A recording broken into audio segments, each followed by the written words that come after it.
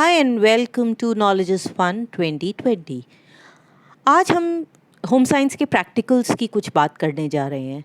Theory में हमने NCERT की बुक के 2 इकाइयाँ कवर कर ली थी, कार्य आजीविका तथा जीविका और पोषण खाद्य विज्ञान और प्रौद्योगिकी। अब हमने जब 2 इकाई पूरी कर ली हैं तो हमें अब अपने प्रोजेक्ट और प्रैक्टिकल फाइल पर भी ध्यान देना चाहिए। स्कूल्स के खुलने का हमें कुछ भी आइडिया नहीं है कब खुलेंगे, तो आप जब तक घर पर हैं अपने प्रोजेक्ट और अपनी फाइल का काम शुरू कर दो, ताकि जब स्कूल्स खुलेंगे तो आप सीधे सीधे अपना थ्योरी पे ध्यान दे पाएंगे और प्रैक्टिकल का कुछ काम आपका घर पे हो चुका होगा। तो हम इसी सीरीज़ में आज जो है प्रोजेक्ट के बारे में बात करेंगे, ठीक है। अब होम साइंस में आपको 2 तरह की फाइलें बनानी है। पहली है आपकी प्रोजेक्ट की फ़ाइल और दूसरी है होम साइंस की प्रैक्टिकल की फ़ाइल। तो प्रोजेक्ट फाइल जो है वो 5 नंबर की है और जो प्रैक्टिकल फाइल है वो भी 5 नंबर की है। तो ये जो 10 नंबर हैं ये आपके पूरे अपने हाथ में हैं। इनको आराम से घर पे बैठ के आराम से सुंदर साफ साफ बनाना शुरू कर दो। जो काम घर पे हो सकता है वो घर पे करिए, जो स्कूल में हो सकता है स्कूल खुलने के बाद हम तब करेंगे। एक चीज़ का और ध्यान में रखना कि ये जो मेरा वीडियो है ये सिर्फ सामान्य निर्देश हैं। आपको जो इसमें लिखा है एज इट इज़ अपनी कॉपीज़ और फाइल्स में नहीं लिखना है। इसकी सारी डिटेल्स जो हैं वो आपकी एनसीईआरटी की बुक में है। अगर आपके पास बुक है तो उसमें से, अदरवाइज़ ऑनलाइन बुक को डाउनलोड कर लीजिए आप ई बुक को एनसीईआरटी की साइट से, और वहाँ से आपको सारा रिटन मैटर मिलेगा। आपको उसमें से एक्चुअल कंटेंट देखना है। ये आपको निर्देश है जिससे आपको समझने में कोई परेशानी ना आए। तो शुरू करते हैं। आज हम प्रोजेक्ट के बारे में बात करेंगे और अगली बार हम प्रैक्टिकल फाइल के बारे में बात करेंगे। तो आपकी जो प्रायोगिक परीक्षा है, प्रैक्टिकल एग्ज़ाम होता है, जो फाइनल एग्ज़ाम बोर्ड में होता है वो होता है 30 मार्क्स का। तो इसका मतलब ये है 30 का आपका प्रैक्टिकल है और 70 की आपकी थ्योरी है। अब 70 की थ्योरी के लिए तो पढ़ना पड़ेगा, पर प्रैक्टिकल्स आपके अपने हाथ में है। इसमें आपको 7 क्वेश्चंस आएंगे जो आपको बोर्ड वाले दिन देने होंगे। इसके बेसिस पे मार्क्स मिलेगा। जो पहला है वो है परियोजना, ये 5 मार्क्स का है। इसमें आपको अपनी फाइल लेकर आनी है और आपसे एक्सटर्नल इंटरनल एग्जामिनर इस पर सवाल कर सकते हैं। ये जो परियोजना की जो फाइल है इसको ही हम आज करने जा रहे हैं और इसको आप आराम से शुरू कर सकते हैं, ठीक है। उसके अलावा आपके पास 8 क्वेश्चंस हैं। एक बुजुर्ग व्यक्ति के लिए आपको खाने में आहार संशोधन करना है, ये 5 नंबर का है। इसमें बच्चे 3 मार्क्स की कुकिंग होती है और 2 मार्क्स का रिटन पार्ट होगा। जो आहार संशोधन आप कॉपी में करेंगे वो 2 मार्क्स का होगा, जो कुकिंग है वो 3 मार्क्स की होगी। इसमें आपका न्यूट्रिशन आ जाएगा, आपका प्रेजेंटेशन आ जाएगा, आपका वर्किंग आ जाएगा, कितनी सफाई से आपने बनाया है, ये सब कुछ इसमें आएगा। दूसरा, इन तीनों में से कोई एक ही क्वेश्चन आएगा। एक आएगा पोषण कार्यक्रम में पूरक भोजन बनाना, और तीसरा आ सकता है स्कूल की कैंटीन या मिड डे मील के लिए एक पौष्टिक व्यंजन तैयार करना। इन तीनों में से कोई एक क्वेश्चन एग्जाम में आएगा। फिर थर्ड क्वेश्चन जो होगा वो खाने में मिलावट का टेस्ट करने के बारे में होगा, ये 2 नंबर का होगा। क्वेश्चन नंबर 4, ये कपड़े को डिज़ाइन करना होगा, tie and dye, block printing या बाटिक से, हम आगे देख लेंगे। और 5th क्वेश्चन होता है धब्बे हटाने का, ये भी हम आगे पढ़ेंगे। कंज्यूमर एजुकेशन, इसका एक पैम्फलेट बनाना होगा, ये आप उसी दिन बनाएंगे, 5 मार्क्स का होगा। और अगला जो हम प्रैक्टिकल करेंगे वो होगा इस फाइल के बारे में, 5 नंबर का।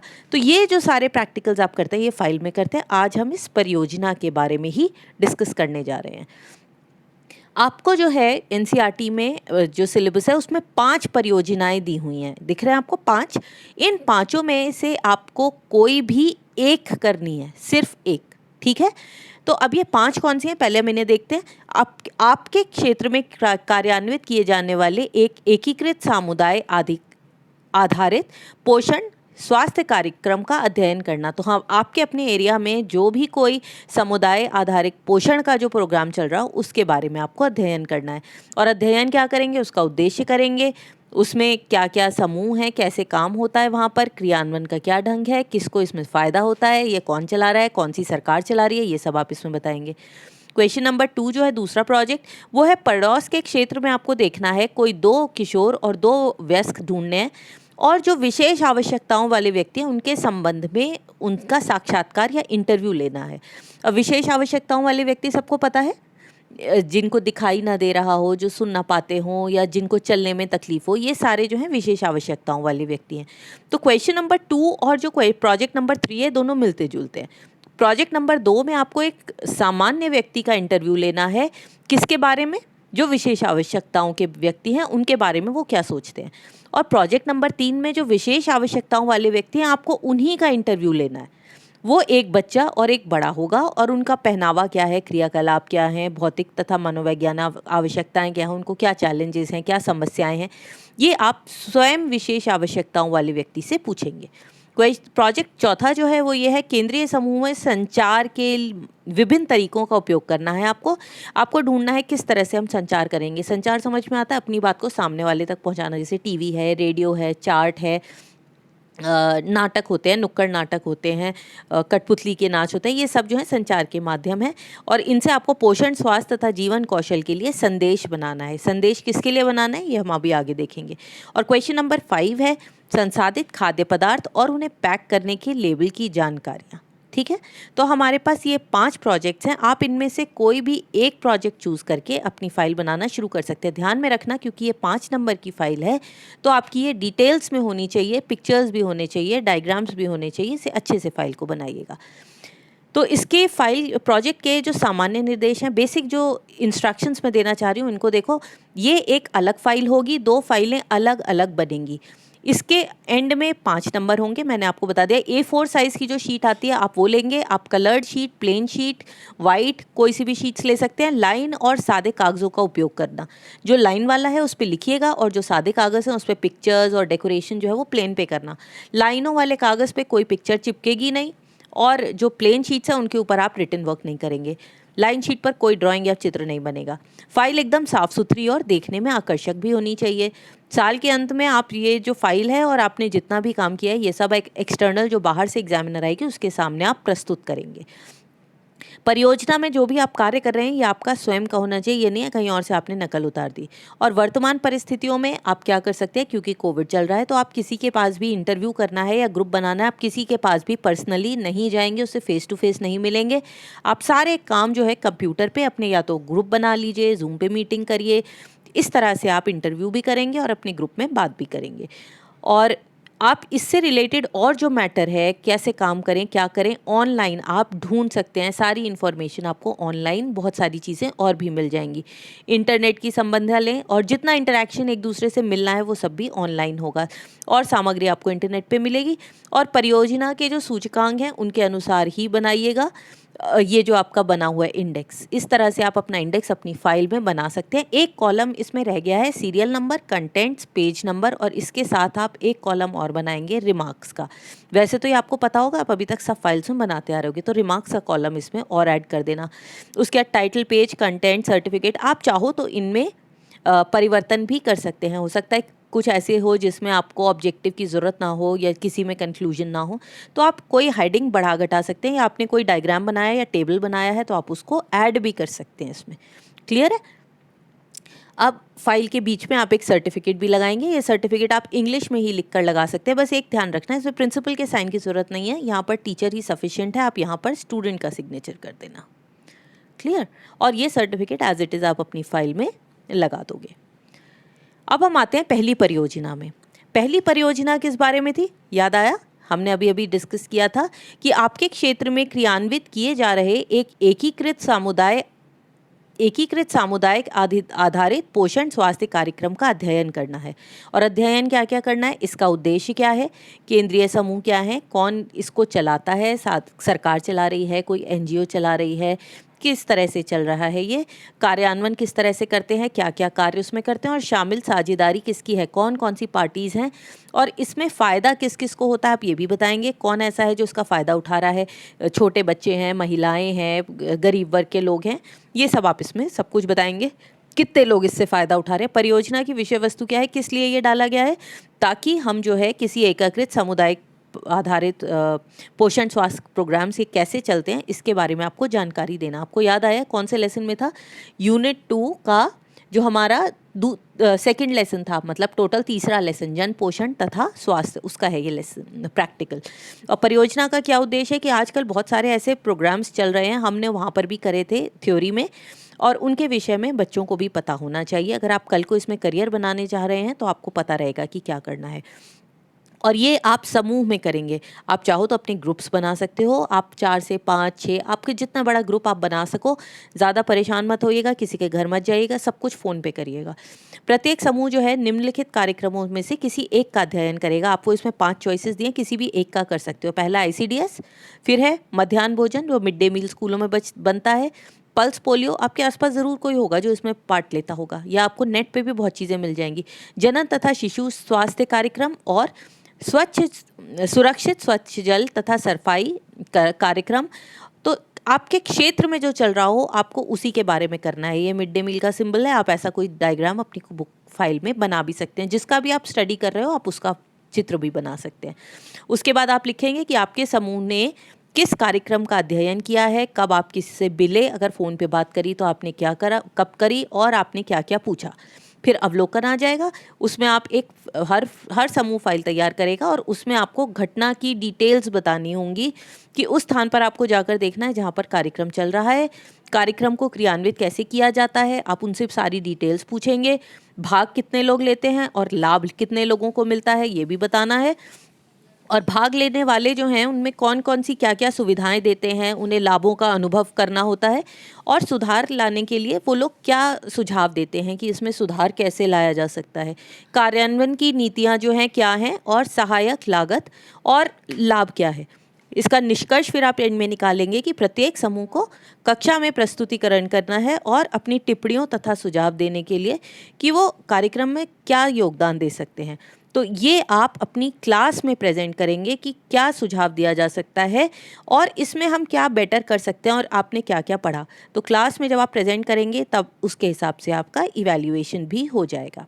ठीक है, तो ये आपकी अलग अलग स्कीम्स हैं। पानी साफ करने वाली, पल्स पोलियो की, रिप्रोडक्शन एंड चाइल्ड हेल्थ और आईसीडीएस, ये सारी हो गई स्कीम्स। अब हम आते हैं दूसरा जो आपका प्रोजेक्ट है उसमें क्या करना है। दूसरा जो हमारा प्रोजेक्ट है, मैंने आपको बताया था दूसरा और जो तीसरा प्रोजेक्ट है वो एक दूसरे से लिंक्ड है। दूसरा जो प्रोजेक्ट है उसमें आपको 2 किशोर और 2 वयस्क व्यक्तियों की इंटरव्यू लेना है। अब ये किशोर और वयस्क जो हैं सामान्य व्यक्ति होंगे, और ये भी आप समझ लो कि ये 2 किशोर और 2 वयस्क क्यों हैं। असल में क्या है कि किशोरों की सोच जो है वो वयस्कों से अलग होती है। आपने भी देखा होगा आपकी और माता पिता की सोच कई बार नहीं मिलती। किशोर जो होते हैं वो 11th क्लास में आपने किया हुआ है, दिवा स्वप्न देखते हैं, एक आदर्श दुनिया स्थापना करना चाहते हैं, बहुत नए नए आइडियाज़ होते हैं। जो वयस्क होते हैं वो पुराने ढर्रे पे चलते हैं, उनकी सोच पुरानी तरह की होती है, जैसा उन्हें सिखाया गया वो उनके अंदर रच बस गया है। तो हम इसमें किशोर और वयस्क इन दोनों के आउटलुक को कंपेयर करना चाहते हैं। अब ये जो प्रोजेक्ट 2 है, अब आप ये फोटो देखो, इसमें 2 लोग दिख रहे हैं। ये एक विशेष आवश्यकताओं वाला व्यक्ति है और ये सारे सामान्य हैं। तो प्रोजेक्ट 2 में आपको ये जो सामान्य व्यक्ति हैं इनका इंटरव्यू लेना है, और जब हम अगले में जाएंगे तो आपको इस विशेष व्यक्ति का इंटरव्यू लेना है। दोनों में फ़र्क समझ में आया। तो परियोजना की विषय वस्तु, अपने पड़ोस में 2 किशोर और 2 वयस्कों को ढूंढिए और उनसे विशेष आवश्यकताओं वाले व्यक्तियों से संबंधित उनके क्या विचार हैं, वो क्या सोचते हैं। तो कुछ इन्होंने क्वेश्चंस दिए, उसके हिसाब से आप साक्षात्कार करिए, अपने हिसाब से कुछ क्वेश्चंस बनाइए। और आपको पता क्या करना है कि ये जो सामान्य व्यक्ति हैं वो विशेष आवश्यकताओं वाले व्यक्तियों के बारे में किस तरह की सोच रखते हैं, उन्हें क्या लगता है कि उनकी मदद कैसे हो सकती है, या वो किस तरह से अपने काम चलाते हैं। अब इस परियोजना का क्या उद्देश्य है, आपको ये समझने में मदद मिलेगी कि विशेष आवश्यकताओं वाले लोगों के लिए सामान्य लोग सोचते क्या हैं, उसमें किस बदलाव की ज़रूरत है, हमारे समाज को क्या बदलाव लाना है। और आपको अपने बारे में भी बहुत चीज़ें पता चलेंगी कि जब आप उनसे इंटरव्यू लोगे तो आपको लगेगा ये तो मैं भी गलत सोचता था, मुझे अपनी सोच में भी सुधार लाने की ज़रूरत है। तो इसी तरह से हम अपने समाज को थोड़ा सुधार पाएंगे। इसमें प्रमुख संकल्पना क्या है, किशोर के बारे में पता चलेगा, वयस्कों के पड़ोस, साक्षात्कार और साक्षात्कार अनुसूची, ये सब हमें इसमें करना है। प्रक्रिया क्या, इसमें जो प्रोसीजर है उसमें क्या लिखेंगे आप, किस व्यक्ति का आपने इंटरव्यू लिया, उसका नाम क्या है, विवरण क्या है, वो क्या करता है, और प्रश्नावली, जो आपने इंटरव्यू के लिए सवाल बनाए हैं वो प्रश्नावली यहाँ आ जाएगी। अवलोकन में क्या आएगा, साक्षात्कार के जो उन्होंने उत्तर दिए और जो कारण दिए। और फिर आप निष्कर्ष निकालेंगे। बेटा ये आप ध्यान रखेंगे कि निष्कर्ष हर प्रोजेक्ट में ज़रूर आएगा। प्रोजेक्ट का जो भी आपने पढ़ाई करी है उसका एंड में निष्कर्ष सबसे ज़रूरी है। इस निष्कर्ष में आप बताएंगे किशोर और वयस्क इन दोनों की सोच में विशेष आवश्यकताओं वाले व्यक्तियों के लिए धारणा जो है उसमें क्या फ़र्क है, किशोर किस तरह से सोचते हैं और वयस्क किस तरह से सोचते हैं। और अगर आपकी सोच में भी कोई बदलाव आया, आपको लगता है आपने भी कुछ नया सीखा है, कुछ समझा है, तो आप इसमें वो भी दे सकते हैं। ठीक है, तो प्रोजेक्ट 2 हो गया हमारा। अब हम आते हैं परियोजना 3 या फिर प्रोजेक्ट नंबर 3। अब प्रोजेक्ट नंबर जो हमारा 3 है, इसमें विशेष आवश्यकताओं वाले दो व्यक्ति, वो जो दो व्यक्ति हैं वो बच्चा और वयस्क या फिर एक महिला और एक पुरुष भी हो सकता है। अब यहाँ पर आपको विशेष आवश्यकताओं वाले व्यक्तियों से मिलना है और उनसे पूछना है कि उनको आहार में, पहनावे में, क्रियाकलाप, भौतिक और मनोवैज्ञानिक क्या आवश्यकताएं हैं, उन्हें क्या क्या समस्याएं आती हैं, लोग उन्हें किस तरह से समझते हैं, ये सब आप इसमें लिखेंगे। इस परियोजना से क्या पता चलेगा कि हम जो है एक विवरणिका बनाएंगे, हम एक क्वेश्चनेयर बनाएंगे, सवाल जवाब बनाएंगे और उससे हम आहार, पहनावा, क्रियाकलाप, भौतिक तथा मनोवैज्ञानिक आवश्यकताओं के बारे में पता करने की कोशिश करेंगे। ठीक है, अब इसमें की कंसेप्ट्स क्या है, लर्निंग पॉइंट्स, कि ये जो है दो व्यक्तियों के बीच में अनौपचारिक बातचीत है और इस बातचीत से आप निष्कर्ष निकालेंगे। अब इसमें क्या प्रक्रिया फॉलो करनी है, एक बच्चा जो 11 से 18 साल का हो, किशोर भी है ये, और एक वयस्क व्यक्ति ढूंढेंगे जो दिव्यांग है। ठीक है, अब इन दोनों को आप बताएंगे कि हम जो है एक स्टडी करने जा रहे हैं और आप इसमें प्लीज़ सहभागी बन जाइए और हमारे प्रश्नों का उत्तर दीजिए, जिससे कि हम अपने आपके बारे में कुछ पता लगा सकें। और अगर वो नहीं बोल रहा है तो उसके परिवार में जो उनकी देखभाल करते हैं, उनके रिश्तेदार हैं या उनके घर में रहते हैं, वो भी आपको सवाल जवाब में थोड़ी मदद कर सकते हैं। ठीक है, तो साक्षात्कार अनुसूची जो भी आप बनाएंगे उसके प्रश्नों का हमने एक एग्जाम्पल तो लिया हुआ है, आप उसके प्रश्नों को बदल सकते हैं और एक सेट बनाओ और इस सेट को इन दोनों व्यक्ति से आप पूछेंगे, वयस्क से भी और बच्चे से भी, और फिर ऊपर दिए हुए पांचों जितनी भी फील्ड्स हैं इन सब के बारे में जानकारी लेंगे। अवलोकन में क्या करेंगे आप, साक्षात्कार के उत्तर लिखेंगे और कारण लिखेंगे। यहाँ पर आप साक्षात्कार का क्वेश्चंस लिखेंगे और निष्कर्ष क्या निकलेगा, बच्चे और वयस्क के बारे में आप बताएंगे कि इनकी क्या सोच है आज के समाज के बारे में, उनकी समस्याओं के बारे में, नॉर्मल लोगों के बारे में, नॉर्मल लोग उनके बारे में क्या सोचते हैं, ये सब हम निष्कर्ष में निकालेंगे और हम उनके लिए क्या कर सकते हैं, वो हमसे क्या उम्मीद करते हैं और हम उनके बारे में क्या सोचते हैं। अब परियोजना के लिए प्रारंभिक क्रियाकलाप क्या होगा, तो आपने 11th क्लास की जो बुक है उसमें विशेष आवश्यकताओं वाले व्यक्तियों के बारे में तो पढ़ा ही था, याद आया, हमने इनके बारे में पढ़ा था, इनकी ज़रूरतों के बारे में पढ़ा था, और कैसे हमने ये भी पढ़ा था कि आज के समाज में हमें इंक्लूसिव समाज चाहिए जिसमें कि विशेष आवश्यकताओं वाले व्यक्ति और सामान्य व्यक्ति एक साथ साथ रह सकें और एक दूसरे की समस्याओं को समझ सके। तो एक किशोर और एक वयस्क या एक पुरुष महिला की आप पहचान करेंगे और एक साक्षात्कार सूची तैयार करेंगे। साक्षात्कार अनुसूची में आप सबसे पहले बताएंगे कि मैं 12th क्लास का स्टूडेंट हूँ और हम एक इंटरव्यू कर रहे हैं और प्लीज़ आप इसमें मेरी मदद करिए और ऐसे सवालों का जवाब दीजिए जो मैं आपसे पूछने जा रहा हूँ। ये कुछ एग्जाम्पल्स दिए हुए हैं, ये सिर्फ एग्जाम्पल्स हैं, आप बहुत सारे क्वेश्चंस बना सकते हो। बेटा सवाल ऐसे ज़रूर पूछेंगे आप जो बेढंगे ना हो और उनको बहिष्कृत या चिन्हित ना करा जाए, उन्हें बुरा ना लगे। और इस रिपोर्ट में आपको ये सब चीज़ें इंक्लूड करनी है, साक्षात्कार के जवाब क्या निकले, आपका निष्कर्ष क्या था, आपने अपने पड़ोस में क्यों किया। चलो ये भी हम डिस्कस करते हैं, हम इसे पड़ोस में क्यों कर रहे हैं, हम किसी स्पेशल नीड वाले व्यक्ति के पास या उसके स्कूल में जाकर या ऐसी कोई संस्थान में जाकर क्यों नहीं कर रहे। उसका कारण ये है कि अभी मैंने आपको बताया हम चाहते हैं सोसाइटी में, अपने समाज में ये सब लोग साथ रहें, तो हम किसी स्पेशल जगह नहीं जाना चाहते, हम अपने आसपास के ही लोगों से पूछना चाहते हैं कि उन्हें समाज में क्या क्या समस्याएं आती हैं। इसलिए हम अपने पड़ोस में करेंगे और उत्तरों का हम रिकॉर्ड रखेंगे और ये उत्तर हम अपनी फाइल में लगा देंगे। आप एक काम ज़रूर करना कि आप जिसका भी इंटरव्यू लो उसके साथ अपनी 1-2 फ़ोटो ज़रूर लगा लेना और वो फ़ोटोज़ अपनी फाइल में लगा देना। ठीक है, चलिए अब हम आते हैं परियोजना नंबर 4 पर, प्रोजेक्ट 4।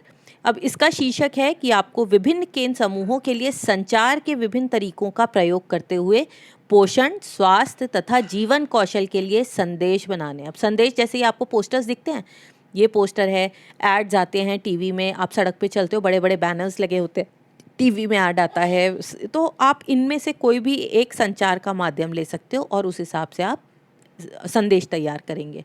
अब विषय वस्तु इसकी क्या होगी, सबसे पहले आपको क्या करना है, लक्षित समूह की पहचान करनी है। अब लक्षित समूह क्या होगा, कोई बच्चा भी हो सकता है, छोटा बच्चा भी हो सकता है, कोई प्रेग्नेंट महिला भी हो सकती है, कोई बीमार व्यक्ति हो सकता है जिसको न्यूट्रिशन की कमी हो, बुजुर्ग लोग भी हो सकते हैं। आप सोचोगे सबसे पहले कि हम किसके लिए बना रहे हैं।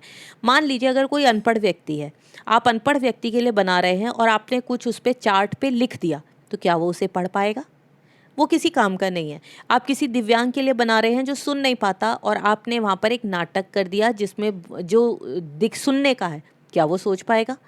तो आपको उस हिसाब से जो आपका समूह है उसके हिसाब से संचार माध्यम का चयन करना है। चयनित समूह की विशेष आवश्यकताओं तथा उनकी विशेष समस्याओं की पहचान करनी है। क्या समस्या है, क्या वो पोषण की समस्या है, शिक्षा की समस्या है, भोजन की समस्या है, किस चीज़ की समस्या है, और आप क्या शिक्षित करने जा रहे हैं उसके लिए संदेश बनाएंगे। फिर संदेश बनाने के बाद आप सोचेंगे इस संदेश को हम कौन से संचार के माध्यम से आगे पहुंचा सकते हैं, और उस शैक्षिक सामग्री को आप विकसित करेंगे। ठीक है। अब उद्देश्य ये हम क्यों कर रहे हैं, ताकि विभिन्न स्वास्थ्य तथा पोषण के लिए किस तरह से हम लोगों को संदेश पहुंचाते हैं इसके बारे में जो स्टूडेंट्स हैं उनको बताना बहुत ज़रूरी है। कल को आप अगर इसमें अपना करियर बनाओगे तो हमें पता रहेगा आपको कि किस तरह से हम संचार माध्यम में आगे बढ़ते हैं। कम्युनिकेशन एक ये पूरा फील्ड है। सरकार की जो परियोजनाएं आती हैं, टीवी पे एड्स आते हैं, ये सब इन्हीं लोगों का काम होता है। अब इसकी प्रक्रिया क्या है, ये भी आप ग्रुप्स में करेंगे। 4-5 विद्यार्थी जो है प्रत्येक समूह बना लेंगे, और फिर आपको ये ढूंढना है सबसे पहले कि किस समूह के लिए आप मैसेज दे रहे हैं। जब आप वो समूह ढूंढ लोगे, अशिक्षित लोग हैं, शिक्षित लोग हैं, बच्चे हैं, बड़े हैं, बुजुर्ग हैं, उनके लिए आप संदेश बनाएंगे। किशोर, विद्यालय के बच्चे, गर्भवती महिलाएं, वयस्क, बुजुर्ग, कोई भी हो सकता है। फिर पोषण समस्या और या विषय की पहचान करिए और उसके लिए संदेश बनाइए। संदेश देने के लिए फिर उपयुक्त संचार माध्यम को चूज़ करो। ये सब एक के बाद एक होता जाएगा। आप पोस्टर भी बना सकते हो, चार्ट बना सकते हो, फ्लिप बुक बना सकते हो, कठपुतली का नाच बना सकते हो, लघु नाटक, आप कुछ भी इसमें से कर सकते हैं। और फिर जो आपने चुना है, जो लक्षित समूह चुना है, वहाँ पर कभी जाइए, उसको संदेश दीजिए और फिर देखिए उनका क्या रिएक्शन होता है, कितना उन्हें समझ में आता है। फिर वो निर्णय लेंगे कि ये किस तरह से आप डिसाइड करोगे कि किस तरह से आप इसे आगे पहुँचाते हो, और अपना अंतिम उत्पाद क्या है, जो आपने अपना संदेश जिस माध्यम से बनाया वो आपका अंतिम उत्पाद है। फिर आप इसे अपनी क्लास में अपनी टीचर के सामने जब स्कूल खुलेगा तो प्रेजेंट करेंगे, और फिर इसका मूल्यांकन होगा कि आपने जो चार्ट बनाया है, जो भी आपने मीडियम चूज़ किया है, वो कितना इफेक्टिव है, क्या वो सही था, उसमें क्या क्या सुधार हो सकते हैं। आपको ये सारे दिख रहे हैं। ये वाला जो पिक्चर है, इसमें आप गेम की तरह भी बना सकते हो, स्किट कर सकते हो, 5 लोग मिलकर आपका जो ग्रुप है, आप इस तरह के मॉडल बना सकते हैं, 3D मॉडल्स। ये आपकी अपनी चॉइस है। अब हम आते हैं आखिरी परियोजना पर, और ये परियोजना है संसाधित खाद्य पदार्थों का बाजार सर्वेक्षण। अब आप बाजार में जाकर सर्वेक्षण इस माहौल में, बीमारी में नहीं करेंगे। आप अपनी फ्रेंड्स के साथ डिसाइड कर लो, और सब लोगों के घरों में ही जो जो सामान है आप उसी के बारे में एक दूसरे से डिस्कस करके जो आपका सर्वेक्षण का नतीजा आता है एक दूसरे के साथ शेयर कर लो। तो संसाधित खाद्य पदार्थ, इसमें आप क्या करेंगे, आप जो है संसाधित खाद्य पदार्थ पैक करने की और लेबल बनाने की जानकारी का सर्वे करेंगे, और इसके साथ साथ लेबल भी बनाएंगे। अब इसका उद्देश्य क्या है, हम बाज़ार में बहुत सारी चीज़ें खरीदते हैं, संसाधित खाद्य पदार्थ खरीदते हैं। ये बहुत ज़रूरी है कि हम उसकी लेबल पढ़ें, लेबल के बारे में हमें जानकारी, और बिना लेबल पढ़े हम ना लें। ये भी हमें पता होना चाहिए कि वो किस किस चीज़ों से बन रहा है, उसे पैक कैसे किया गया है, क्या वो न्यूट्रिशियस है, उसमें कोई सेफ़ है या नहीं है, सुरक्षा है, उसकी गुणवत्ता कैसी है, इसको स्टडी करना हमें आना चाहिए। अब इसकी प्रक्रिया क्या होगी, ये भी ग्रुप में होगा। 4-5 विद्यार्थी अपने ग्रुप में काम करेंगे। हर विद्यार्थी अलग बाज़ार में जाएगा और निम्नलिखित पर जानकारी करेगा। तो आप अलग बाज़ार में मत जाना, आपकी फ्रेंड्स जो हैं अलग अलग जगह ही रह रही हैं, आप उनसे बात कर लीजिएगा और डिस्कस कर लेना क्या मैटर आएगा। फिर निम्नलिखित, और अगर जब तक आप ये काम करो, अगर सब लॉकडाउन और मार्केट सारे खुले हों तो आप फ़ोन पर बात कर सकते हो।